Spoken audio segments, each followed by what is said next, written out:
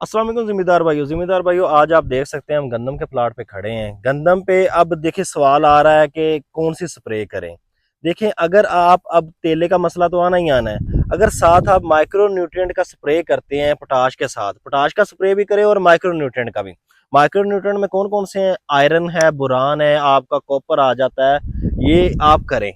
अब इसका करने का फायदा क्या होगा? अब देखिए ये सिट्टा है। ये सिट्टा आमतौर पे अगर हम इसके खुलिये गिने तो ये तकरीबन 20 से 25 होते हैं। यानी एक जो अच्छा सिट्टा होगा उसमें 25-26 पाकिस्तान में नजर आ रहे होते हैं, और जो हल्का सिट्टा होता है जिसकी इतनी को लंबाई होनी है उसमें आपको 20 को नजर आ रहे हैं। ये एक बड़ी अच्छा प्लॉट है, बड़े अच्छे खुलिये हैं इसमें। मैंने अभी गिने भी हैं, 26-27 नजर आ रहे थे। तो अब इस खुलिये में देखें तो अगर हम एक खुलिया निकाल लें तो इस खुलिये में आम तौर पे जो कैपेसिटी है दानों की वो 5 से 6 होती है।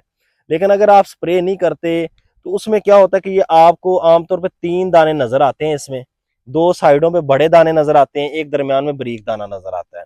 लेकिन अगर आप वो स्प्रे कर लेते हैं आप उसकी माइक्रो न्यूट्रिएंट्स की पोटाश के साथ ही, तो उसका फायदा ये होगा कि एक दाना ये, एक इस तरह, और 3 दरमियान में से भी निकलेंगे। यानी 5 से 6 दाने आप इस खुलिये से ले सकते हैं, जो आम रूटीन में आपको नहीं मिलने अगर आप पोटाश की या बुरान की या अदर माइक्रोन्यूट्रिएंट्स की स्प्रे नहीं करते, जिस तरह आयरन वगैरह है, तो ये आपको उतने नहीं मिलने। लेकिन अगर आप अब स्प्रे कर लेते हैं तेले वाली के साथ तो बड़ा फायदा होगा।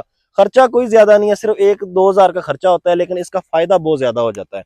तो कोशिश करें तमाम जिम्मेदार माइक्रोन्यूट्रिएंट्स का स्प्रे लाजमी करें। जो भी आपके करीबी को पेस्टिसाइड की दुकान आती है उसके पास जाएं, उसे कहें भाई अच्छा माइक्रो न्यूट्रिएंट दे जिसमें पोटाश के साथ अदर माइक्रो न्यूट्रिएंट भी हों, जैसे आयरन वगैरह है, बोरान वगैरह है, तो ये करें लाजमी। ये चीज बतानी थी। जजाकल्लाह।